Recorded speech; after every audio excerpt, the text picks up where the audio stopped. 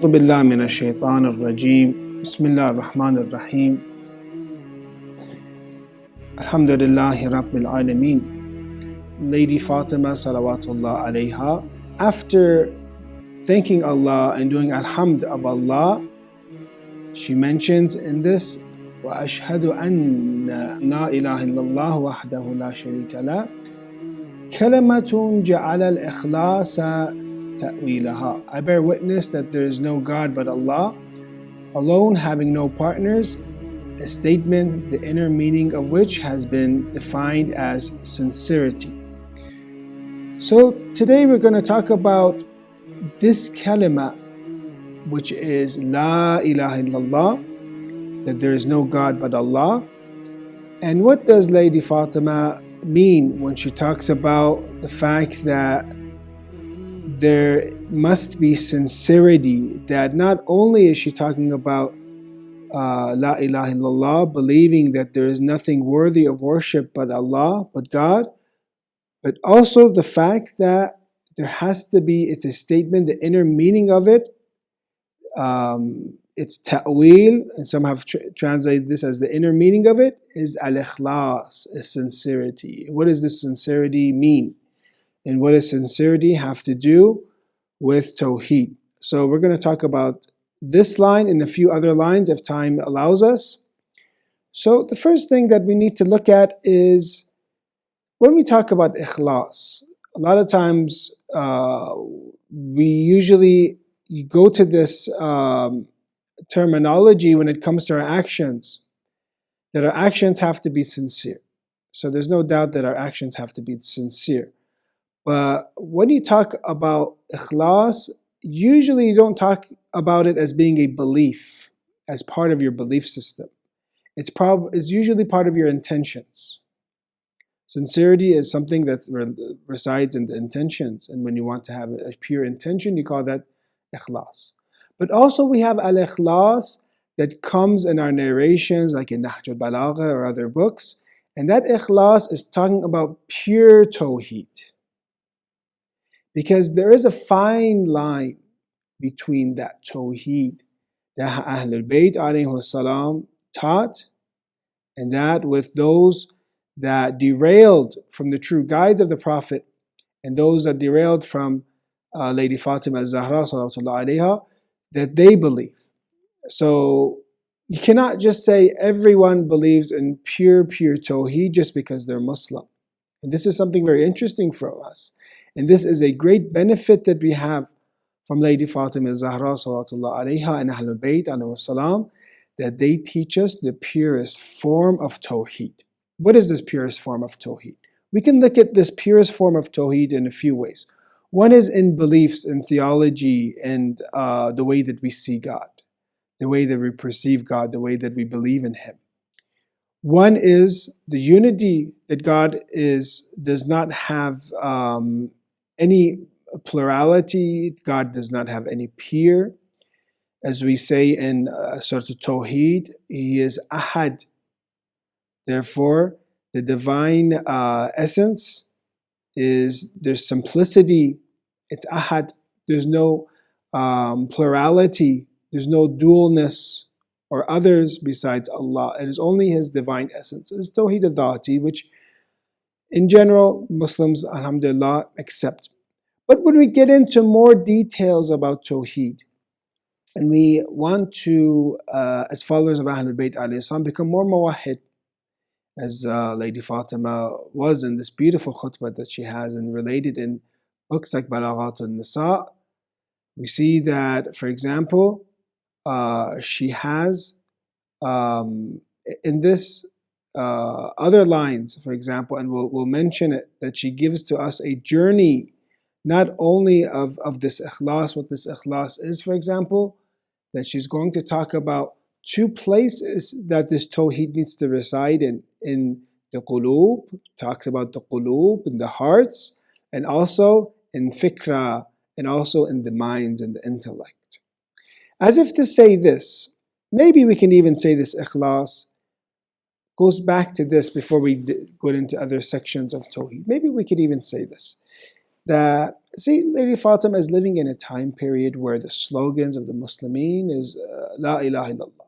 Everyone is saying La ilaha illallah. That's not something new. Everyone is saying it, but they're not practicing La ilaha illallah, because the condition of Tawheed is Walayat of Ahlul Bayt alayhi salam. So the problem that she sees with society is the slogans are there.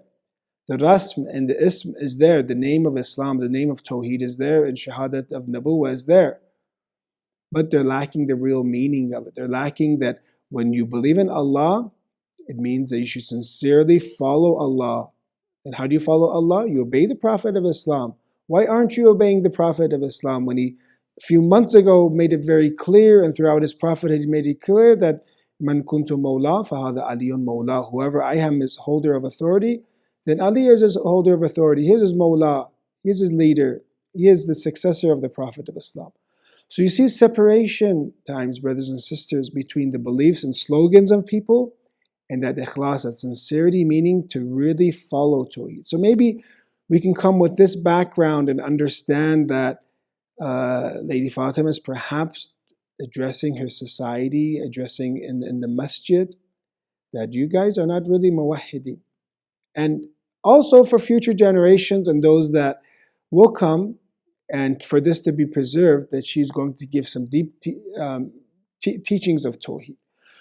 So to have ikhlas in our beliefs, one is that He is Ahad, simplicity of the divine essence. Two is that in His divine attributes, that again, there is unity, there's Tawheed in the divine attributes, meaning that the knowledge is not distinct from the divine power, and His being is not, His being, His essence is both knowledge and power. So therefore, those attributes that God has, He is not separate from His attributes, those attributes of His essence. When we talk about attributes, we have someone that's being described, and we have an attribute that describes someone. They're separate. You know, for example, giving knowledge, ascribing knowledge to us. Knowledge is something else, and then we gain knowledge. We are not knowledge itself. We're not power itself. We're not life itself. But when you come into the purest forms of Tawheed, you say that His divine attributes are also, those divine attributes are God Himself. So that's another way, and another way to have ikhlas when she talks about the ta'wil of this kalim of La ilaha illallah. Being is defined as sincerity. Ja'ala al-ikhlas ta'wila. So we understand that the unity of His attributes, the God that we should believe in, is a God that there is no separation between His attributes and His divine essence, because you run into problems. If you say His God's knowledge is separate than His existence, than His thought, then you're going to have two gods. You're going to have two wajibul wujuds, two obligatory or necessary existences. So therefore, there needs to be simplicity. There cannot be murakkab, it cannot be duality or plurality. And when it comes to God's essence, it needs to be simple, it needs to be basit, it is ahad, and it is, basically one. Then we come into unity of actions, we can say, when it comes to our beliefs, our belief system, and this is the way that we should teach ourselves when it comes to theology, teach ourselves and teach our children that this Tawheed we believe in is a very beautiful, and it is the essence, it is a Tawheed that is ikhlas, it is pure. Also in unity of actions, it means that any action in this world is given by God, it is from God. All actions, all movements, all effects are from His essence. So this is, in general, also Tawheed in worship. Different levels when it comes to Tawheed in our beliefs. But then, what about in our actions? Maybe this can go back to what we were talking about. Lady Fatima is saying that she does not see ikhlas. She does not see the implementation of Tawheed in the society. Medina fell. Medina collapsed after the Prophet of Islam. And what caused this collapse? We talked about this in different speeches, but not willing to submit to Allah, not willing to submit to the command of Allah, not living a muwahhid or a Tawheed lifestyle. That is what caused Medina to fall, that they wanted either they were quiet, some took over the power, and others remained quiet and complicit to what was going on. So Lady Fatima does not see ikhlas, does not see the implementation of Tawheed in the lives and the sayings of the Muslim. This is the highest form of Tawheed that you see in Ahlul Bayt alayhi salam, that they are the embodiment of Tawheed. If you want to see how Tawheed is implemented in our lives, look at Lady Fatima. We have from Imam Ali alayhi salam, Adum al-Khaliq fi anfusihim, or a muwahhid, the way that he sees his creator. In his eyes, he sees magnificence, greatness when it comes to God. He is the commanding Lord. He is the creator of all of this, the galaxies and space, that as much as you can try to imagine space, it is bigger.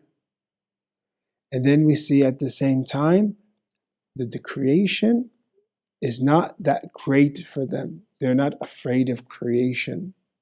Creation becomes small. They're not afraid of people anymore. And that is one of the problems that when you look at the people of Medina, they had.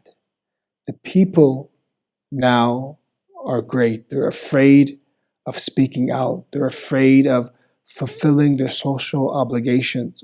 A lot of times we are afraid because when it comes to society, we're afraid of speaking out. We're afraid of interacting in society. We're afraid of trying to guide people in society. We're always worried what's going to happen. But unfortunately, we shouldn't be thinking like this. We should think like Lady Fatima, salawatullah alayha. The way that she saw man, in the way this 18-year-old daughter of the Holy Prophet of Islam, she comes to the masjid in front of all these people and gives a very powerful speech condemning them. You know, Fatimiyya is Ashura. She revolts against what's going on. So for someone to be a true muwahhid, they look at the responsibilities that they have. They look to serve God. They look to satisfy Allah. And they're not looking at the contentment of the people. If the people are not content, well, Allah is... if the people are content while Allah is not satisfied with us, this has no meaning for us. This has no worth for us. So we're looking at implementation of Tawheed in our lives to find the commands of God, to find our obligations, and that is what ubudiyyat is, and that is what being a muwahhid means. So very beautifully, again, we can think of this al-ikhlas that she talks about, kalima of la ilaha illallah. It's ikhlas being its ta'wil, its inner meaning. Meaning that it's not just a slogan that we just say every day, La ilaha illallah, there's nothing worthy of worship than Allah, and then live our lives without Tawheed. Living day by day with Tawheed. So, and its implementation to its fullest extent is in the infallibles. Then we look at two other things in this khutbah. We see two ways that Lady Fatima is teaching us at such a time period. Two ways. And we see here, ضَمَّنَ الْقُلُوبَ مَوْصُولَهَا. Its means have been instilled in the hearts. The means of reaching. Mawsul is reaching. One way is by reaching Allah through the hearts. And the other is وَأَنَارَ فِي الْفِكْرَ مَعْقُولَهَا. And that is to its meaning, the meaning of Tawheed, or this kalima, is gleams in the minds. So she's talking about instilling Tawheed in the heart and having gleam in the mind. Two ways that when we talk about Tawheed, one is through the heart, the other is through the mind. A Tawheed that we can say is when it's in the heart, we understand first. When it comes to knowledge that we have, if nobody told us that God exists, our parents didn't tell us, society didn't tell us, we didn't have any books, nobody talked about God, and we're raised, would we believe in God or not? Would we recognize Him or not? As Muslims, we say yes, we would, because this is fitri, this is ingrained inside of us. And when something is fitri, it means that it is part of you. It is inseparable from you. True, it can be dimmed. There can be barriers. It doesn't mean it has to be very clear for you.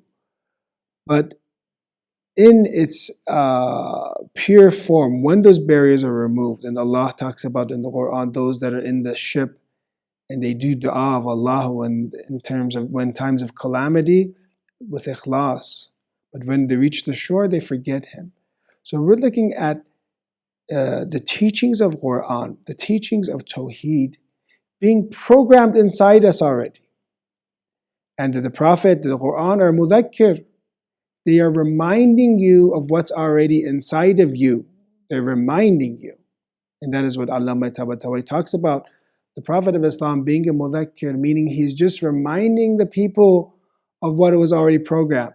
But the problem that we have today is that we have changed and polluted our hearts so much. We have caused so many barriers that this program that we have in our hearts does not lead us to the correct path anymore.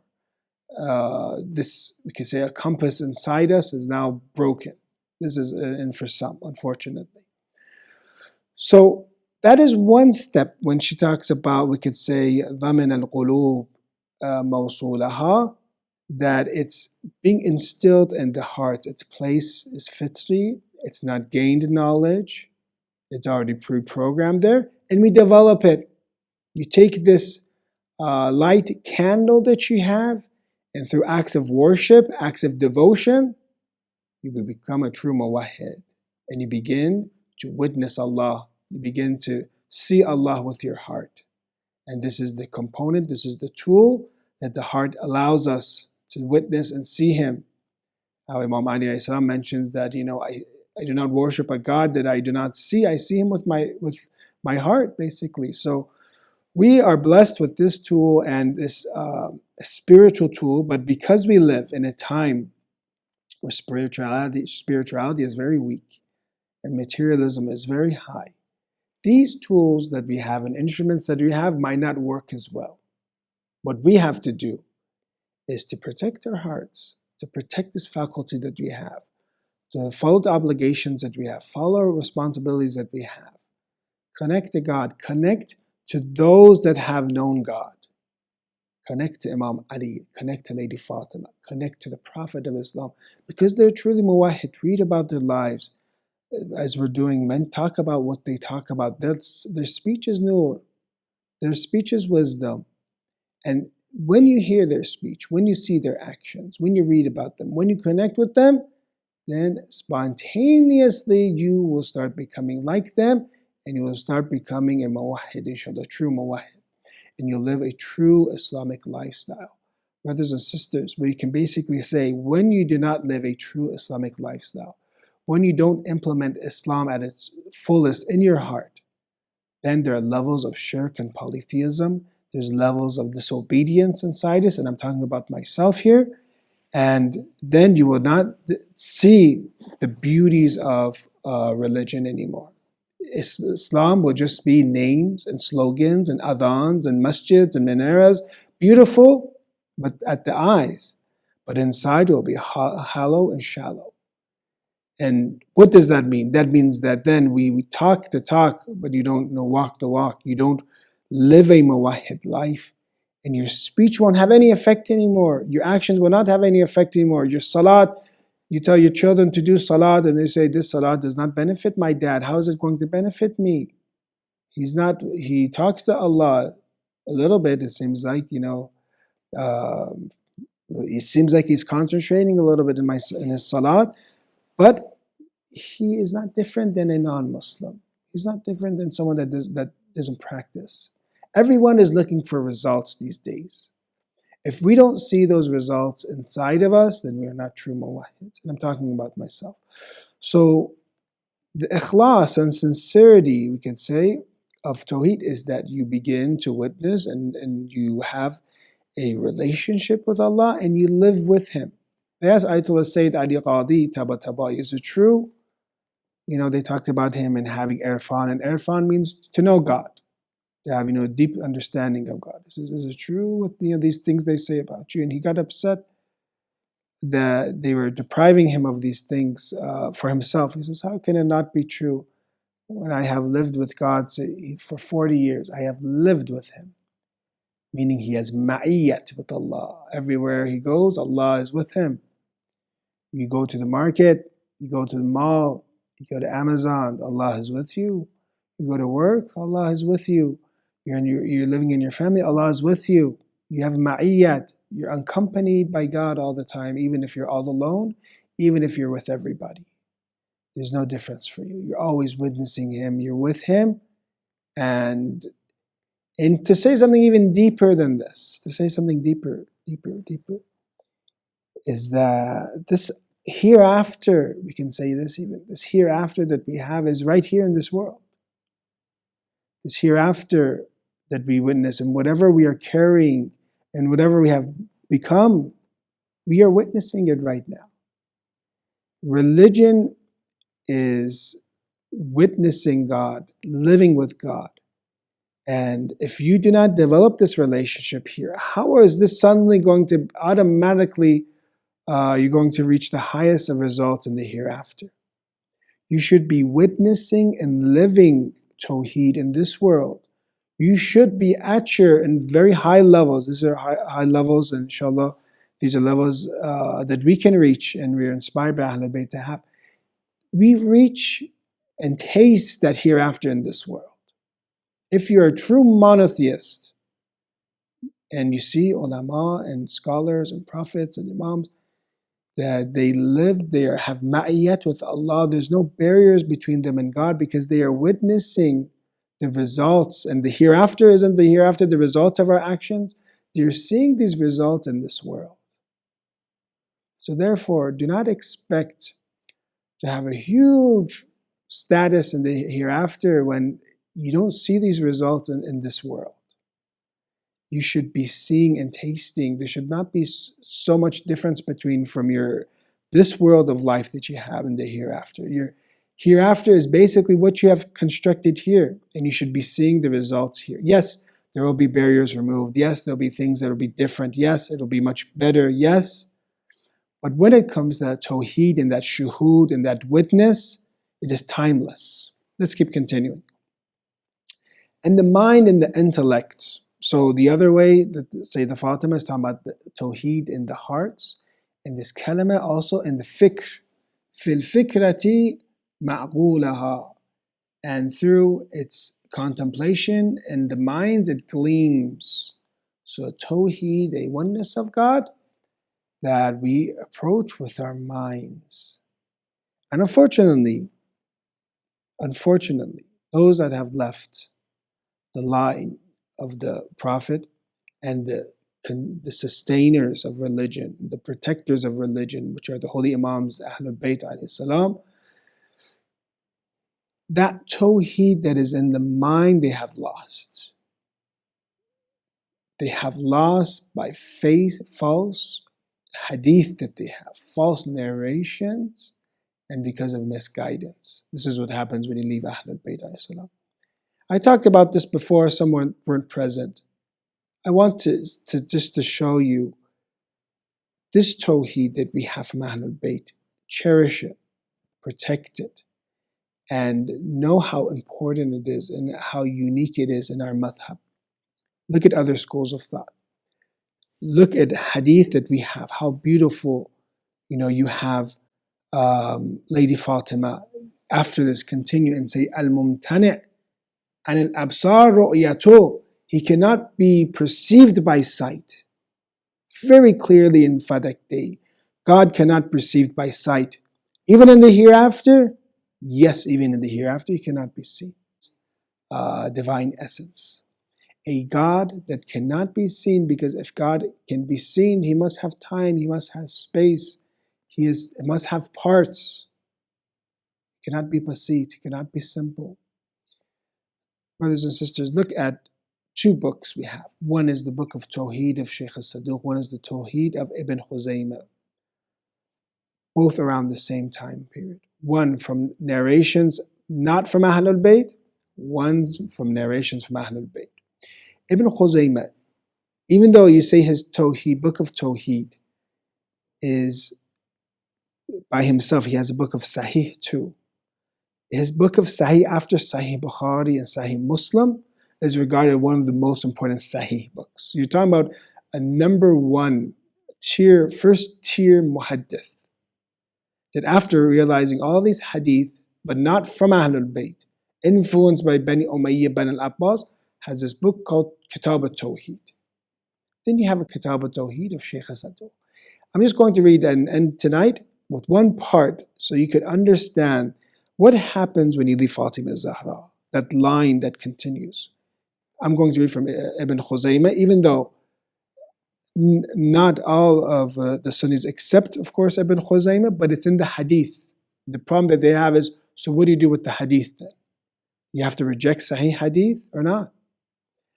He says himself, the face of the Lord does not, in Tawheed of Ibn Khuzaymah, the face of the Lord does not resemble the face of his mortal creations. So he says God has a face, but doesn't resemble the face of his mortal creations. He does not, however, lack face at all. He does not lack face at all. Very clearly he says God has a face. Allah himself has told us in his from revelation, because this the way that they understand the Quran, because when you approach the Quran without humility to Ahlul Bayt, without the explanation of Ahlul Bayt, this is what happens. The Holy Quran will then misguide you. The Holy Quran will misguide you because you deserved misguidance. That he has a face to which he attributed glory, honor, and security from his discretion. He brings this hadith. The Prophet said, Na'udhu billah, that Allah does not sleep, nor it becomes him to sleep. He grants more share whom he wills and gives less to whom he wills. The affairs of the day are referred to him before the night time, and the affairs of the night before the start of the day. This is what I want to say, and we're going to end. His screen, hijab, is made of fire. God has a hijab.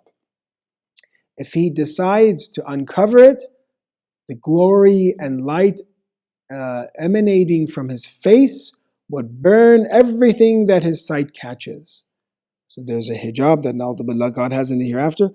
If he opens it, everything's going to burn. These are fairy tales in the hadith. So what I wanted to share with you is that this last line that we learned from Khutbah Fadakiyah, and that gives you pure Tawheed, al-mumtani' an al-absar ru'yatu. He cannot be perceived by sight. But then you see these traditions that have those that have opposed Lady Fatima. وَعَنِ الْأَوْهَامِ كَيْفِيَّتُهُ. He cannot be depicted by imaginations. وَعَنِ الْأَنْسُنْ صِفَتُهُ. And cannot be described by words, is pure Tawheed. So brothers and sisters, to wrap things up, this part of the section of Khutbah Fadakiyah is about beautifully Lady Fatima describing a pure form of Tawheed, a Tawheed that is in the hearts, a Tawheed that is sincere, a Tawheed that is in the hearts, that is understood by the minds, and there's no contradiction between our philosophers in Tawheed and with our Hadith, and he cannot be perceived by sight, imagination, or described by words, and that we want to, at the end, live a pure Islamic life, and that is a life that we live with Allah, that we do our actions for Him, we live for Him, and we should see those results in our day-to-day lives. That connection that we have to Allah should be growing, inshallah, every year, and that inshallah all of us will have ma'iyat, we'll be living with Allah, inshallah. Allahumma salli ala Muhammad wa ala Muhammad wa ajil wa rajawam.